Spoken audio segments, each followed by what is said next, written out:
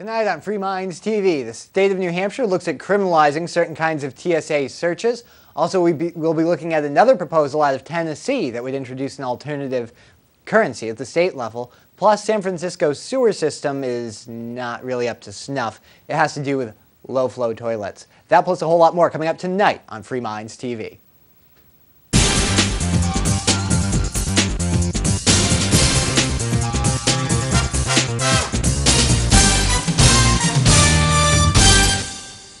And thank you for tuning in to another live episode of Free Minds TV, where we challenge you, the viewer, to think outside the box. It's episode 194.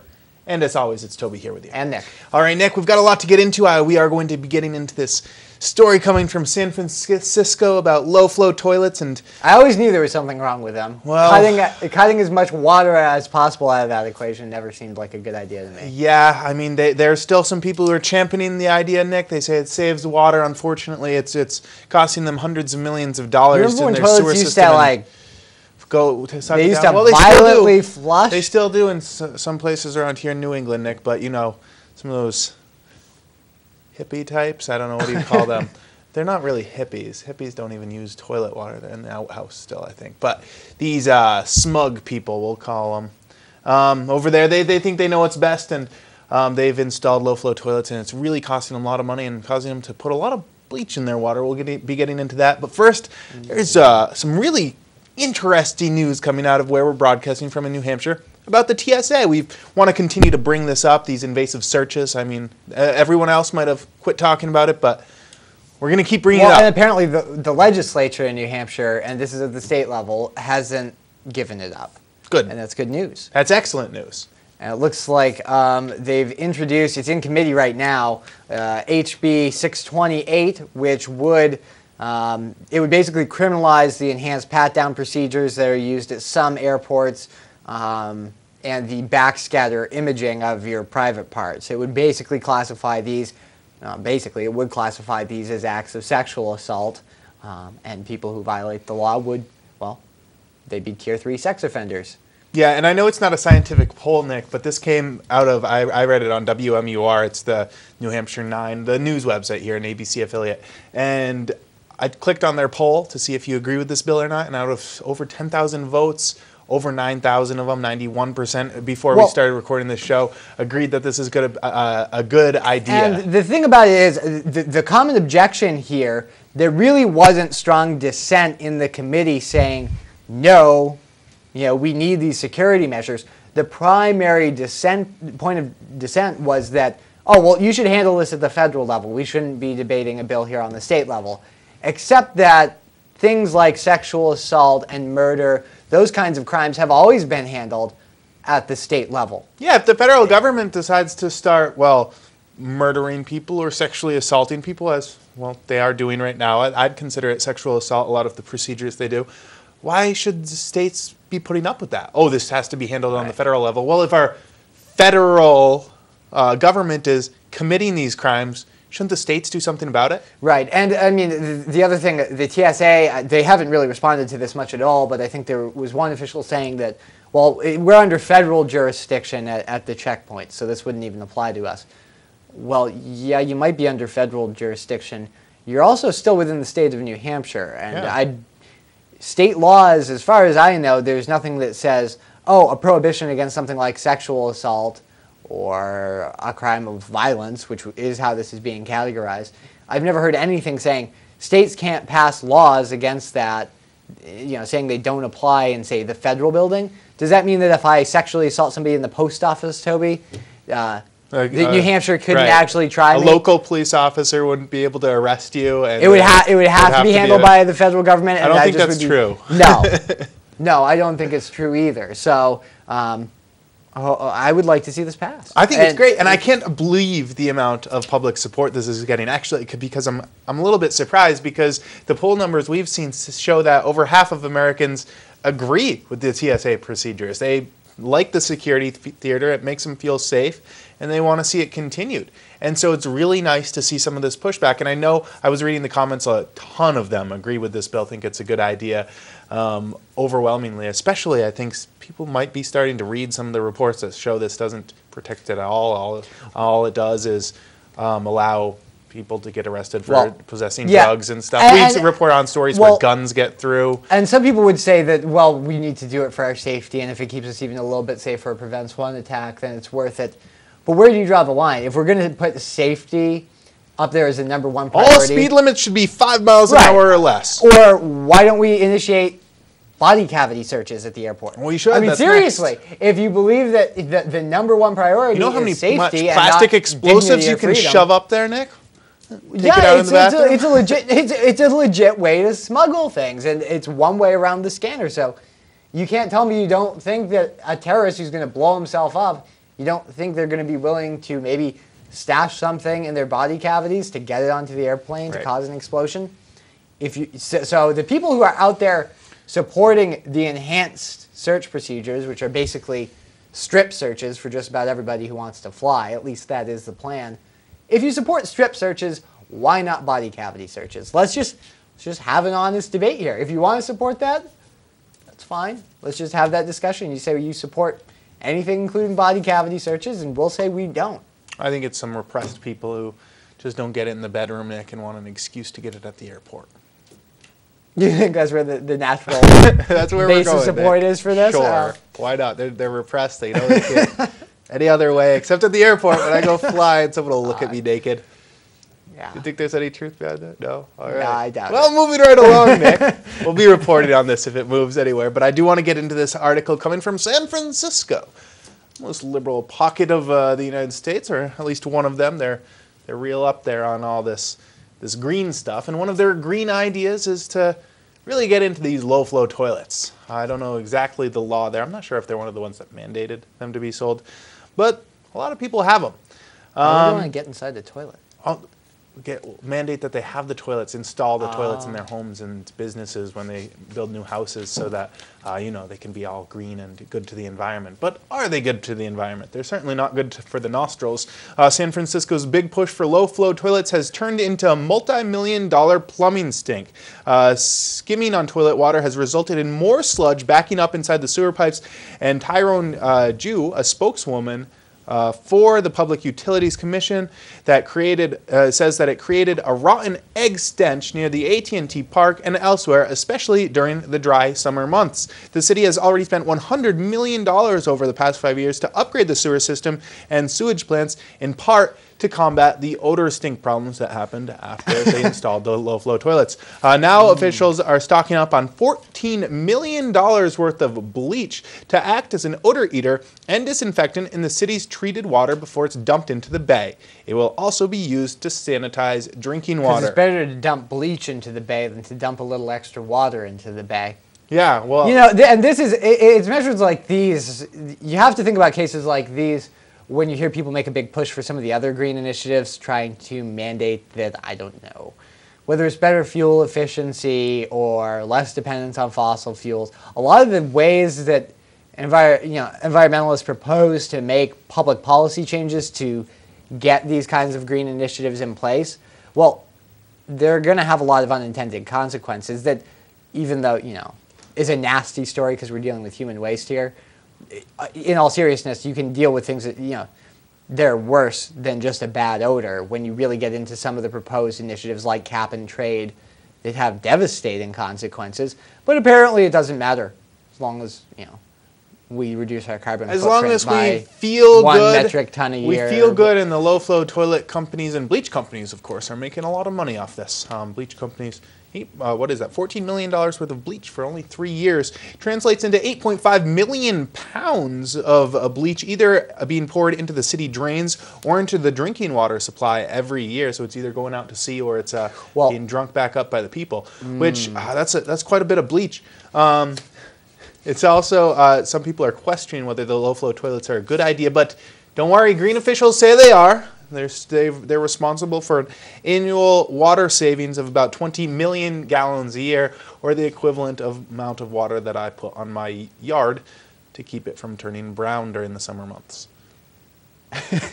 Yeah, well, you do have to, the only thing I will say in their defense is, I guess, we're thinking about water a little bit differently than they do in places like California, because water is not really an issue here in New Hampshire. We've got feet and feet of snow outside, and we don't live in a desert. Also, maybe you shouldn't live in a desert, though. I mean, I know San Francisco is not really a desert, but it's still a pretty dry place.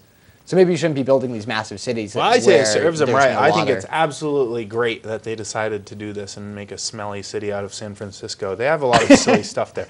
No, they're the ones that wanted to like ban Happy Meals and stuff because, or the toys in Happy Meals. Yeah. I mean, so we've reported. I think didn't they do like some crazy? Didn't they outlaw plastic bags too? Oh, they for did. shopping They bags? did all sorts of stuff. I know we reported on a story how they wanted to outlaw certain TVs from being sold out there. Yeah. I mean, it's They are out so of control. So silly maybe stuff. having to smell, human Smell waste. their smugness. Right.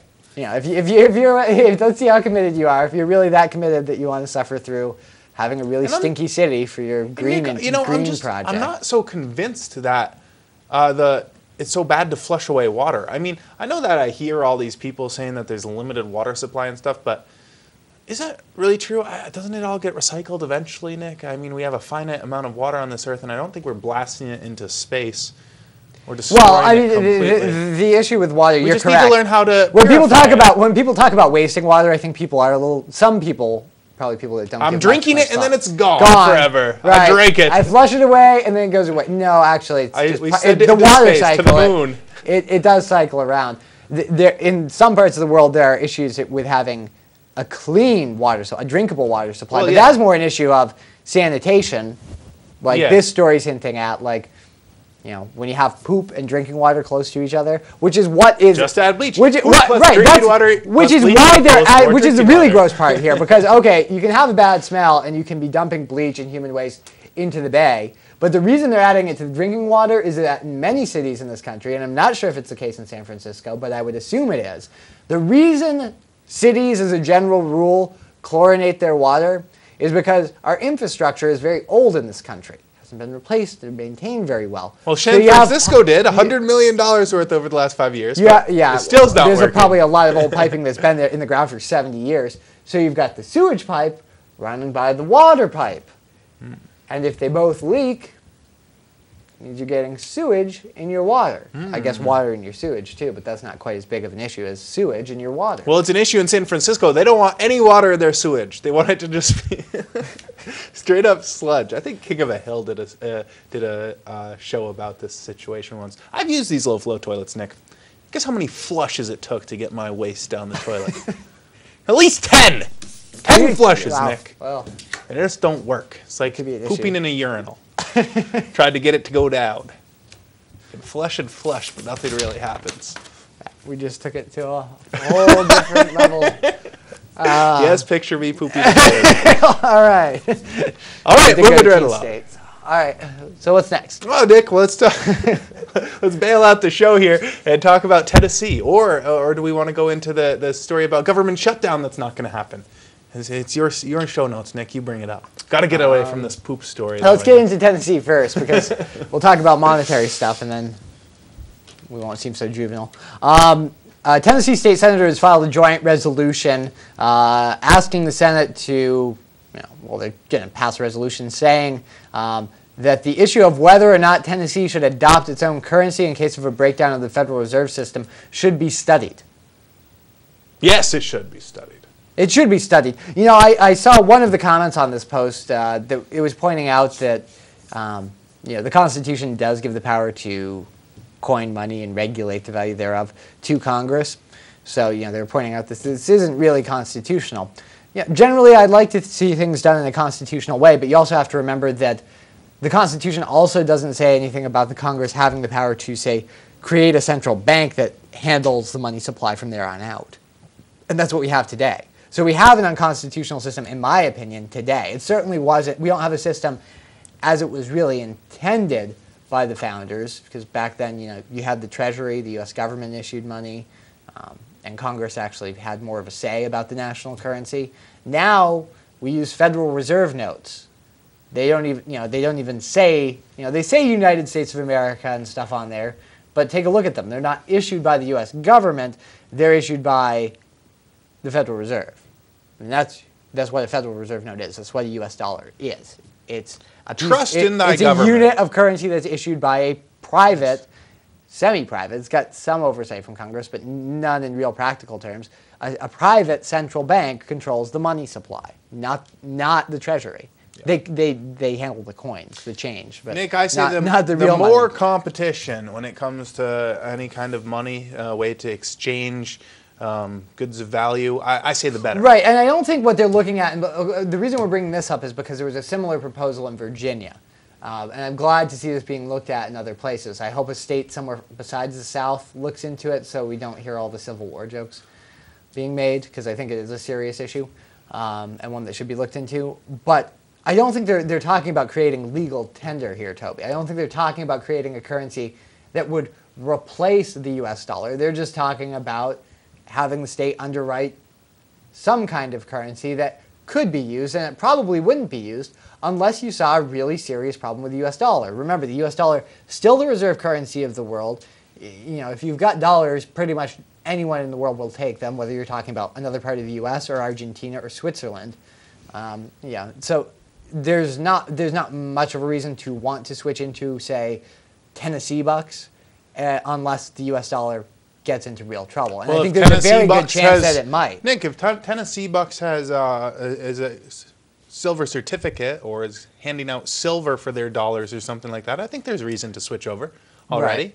I mean, why wouldn't there be? Of course there would be. Or they could just do, it kind of, when they discussed this in Virginia, it did get out of committee, and it sort of morphed to where they instead of talking about an alternative currency, they just talked about creating, commemorative coins, official commemorative coins that bore the seal of the Commonwealth of Virginia. Oh, there's lots of states that do that. Right. I've got a New Hampshire one, in fact. Right.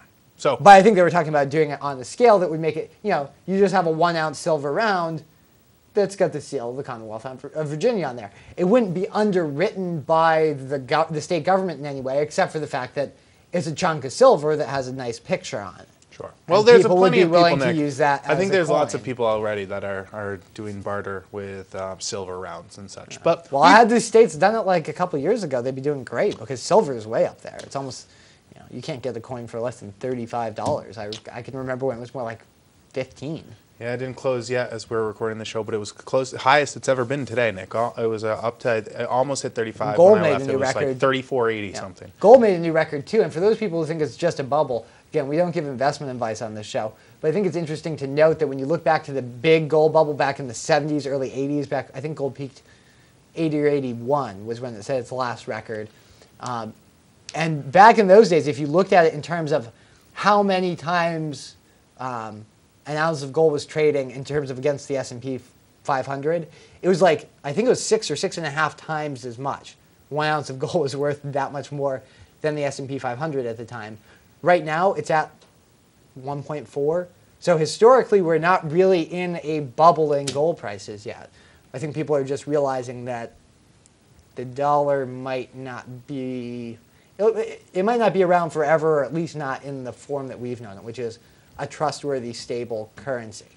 Because the U.S. dollar for our lifetimes, Toby, it has been a top-notch currency as far as fiat money goes. Well, it's also eroded. I mean, stuff at least probably by half. Since it has I've been eroded, alive. but as far as purely paper money goes, it's got a pretty good track record. Most countries screw their currency up a lot faster than the U.S. has. Sure.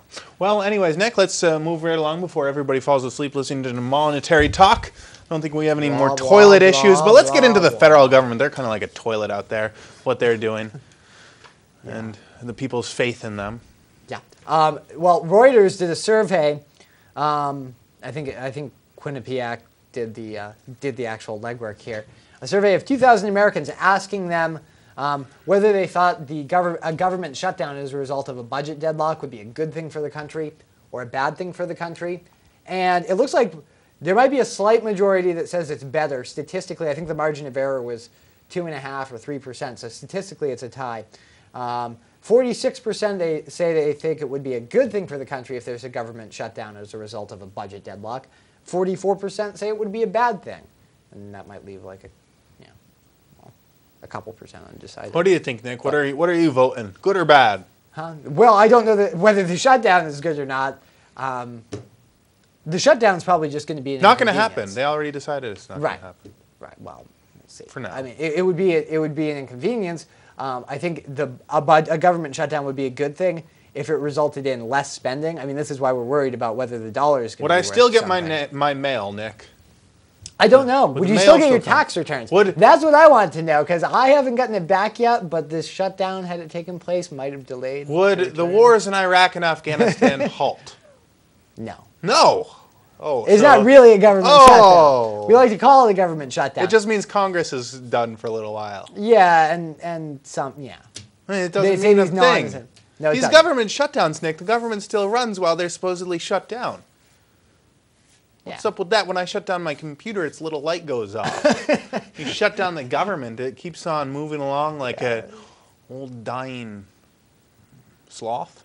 Very slow. I don't know, but it's yeah. Well, it is a slow death if that's what you were getting at. I'm not know. sure where you were going with that one, but What a weird move. I can tell. But yeah, you're right. I mean, I don't think it's going to make much of a difference either way if a shutdown occurs at some point in the next year or not, because, like you pointed out, it's not a real shutdown, and it's not going to have a whole heck of a lot of impact on what the what the budget for the year will have been. They'll still spend money like that. Yeah, unfortunately, what I'm betting on is that the federal government is not going to change what they've been doing pretty much forever. I think they actually reduced budgets after World War II when they demobilized. But other than that, other than a couple very rare occasions in U.S. history, government has consistently grown. And it seems to be growing at a faster and faster pace today. That could just be because, if you look over the last 100 years, 97% of the purchasing power of the dollar has evaporated. Well, that has to do with the Federal Reserve System, but it makes dollar amounts go up. Yeah, it's Double the money amazing, supply, Nick, the budget will more as I than double. watch this debate about the budget and watch them talk about cutting programs down by this much and arguing about it, cuts that wouldn't amount to anything. Yeah, let's it just cut amazes $6 billion me. out of this this $3 trillion budget. It amazes me how they're not even looking at some of the real waste programs, the military, the wars in Iraq and Afghanistan. Why are these not issues that are in the public right now? Why is it that the government just continues to create giant warships when there's no threat of other warships we're going up against? Why is it that the American people are just complicit with staying in decade-long wars that are going to be going on for more decades when we're in this kind of a budget crunch? Well, that's really, if you want to cut government spending, defense spending, if you want to call it defense spending. Offense spending. If you look at how much the U.S. spends on a military, if you don't want to call it defense, Murderers. I think it's like 7 times the next 7 leading countries combined. It's more than that. So take China, Russia, all the countries that could be termed major threats. They have a fraction of the spending that we do. Yeah. We could still be number 1 in terms of defense spending, and cut a whole bunch because we spend that much more. Nick, than it's the my rest time to of the really world. offend people. We spend. We spend billions of dollars every year to turn a bunch of 18-year-olds into murderers who are going to come back here and have stress and traumatic, post-traumatic stress disorder for their entire lives. Billions of dollars we're spending on that. And for what? What do we get out of it? Yeah, unfortunately, that's Oh, dead brown people, right? That's a good thing. That weighs well on my conscience, Nick, to know that my federal income tax dollars are going to pay my fellow citizens to go murder brown people in the Middle East. Yeah, that's a good idea. Meanwhile, the country goes bankrupt and old people are going to be dying in the street. I like that idea. Yeah, sounds like a good monetary policy to have. Unfortunately, you're right. I mean, meanwhile, we have a president who won the Nobel Peace Prize. USA! First term. First year won the Nobel Peace Prize. Hadn't ended any wars. Still hasn't ended any wars. And you're right, Toby. I mean, war is, especially the wars we're fighting these days, very wasteful in terms of human life and in terms of money. But that's, if you talk to so-called conservatives, that's the one area they won't touch, even though it's the largest part of the federal budget. So you'll hear conservatives and Republicans and even the Tea Party movement, many of them are not willing to look at the military. But Nick, neither were the Democrats during when they had the Dems majority don't last cut term. either. Nothing. You didn't see any reduction. In fact, you saw growth. Why is that? I'm so confused. I have to say, I'm not terribly confident that we're going to see major reductions, or any reductions, I don't think we will, in entitlement spending. I mean, given there was actually a fair amount of... Nick, you have to have reductions eventually. I don't mean to be doom and gloom here, but you're going to have reductions. But there was actually a fair amount. There was actually a fair amount of pushback against pulling the plug on Planned Parenthood's funding. if we, with an issue as hot button as that, I mean, well, Nick, if in all honesty, we if can't you're even talking agree about that entitlement spending, getting rid of Planned Parenthood, it's not a good idea. If you've ever read Freakonomics, those who know what I'm talking about, the Constitution. The rest of us will move on. The constitutional authority for funding abortions or any medical procedure, just not there. Sorry, the federal government has no role in funding your health care, just like they really have no role in paying for your cable bill or your food bill. Food's actually more important than well, that's why the care. federal government's gotten their hands in it. Well, now, they do now too. They have their hands in everything. It's not as good as an example, but you know, they're definitely more involved in the healthcare system than they are in at least the food, the retail food market. They but do Nick, in all honesty, agriculture, if I'm going to be choosing how my robbed dollars, my income tax dollars, to me being taxed on my labor, if I'm going to be choosing, which I don't get to, of course, where my robbed dollars go towards, I'd rather it go towards old people and healthcare, in all honesty, than towards going in the military spending and going and killing people in foreign lands. $1 billion bomber would feed a lot of hungry people. Yeah, it would I'd rather feed the hungry people than blow them up. It would provide a lot of people with I suppose if you blow them up, you're also putting them out of their misery too, though, right? Is that the idea? I don't think Drop that's, food or bombs, one or the other. I don't think that's the idea. No. And not to mention, I just got to get an idea. I still don't know why we're in Iraq or Afghanistan, Nick, and I'm trying to figure out an idea. I thought we were blowing them up to put them out of their misery. No? So someone give me an answer. I've written my congressmen, I've written my senators, they don't say anything. We're there now because we went before, is pretty much the answer. Oh, yeah, that's a good idea. I keep doing the same thing over and over again. We've seen some winding down in results. Iraq. Of course, we still are a long way from seeing a complete drawdown to zero forces. If you look at what we did after Korea, after World War II, we've still got troops in Germany, Japan. We've still got troops in Korea. We've still got troops all over the place. We've still got bases in other parts of Western Europe, not just Germany. Everywhere. And that's for a Cold War that was over 2 decades ago. We need more bases. More bases. More spread thin like butter on a piece of bread. It's not even if you're somebody across the land. Even if you're somebody who if you're saying, well, I want a strong national defense, you're not going to have a very strong national defense if the US goes bankrupt because they're paying for a bunch of bases that don't actually even really render much of any defense benefit at all. Or if we throw all our troops in the desert. I'd go attack America now because we put our troops in the desert. We are stretched pretty thin. All right, Nick. We're out of time. Have I offended enough of you? I hope so. FreeMindsTV.com. You offended all of them tonight. All of them. Good. Good. You're very pleased. FreeMindsTV.com. Click on the contact link and send us your angry messages.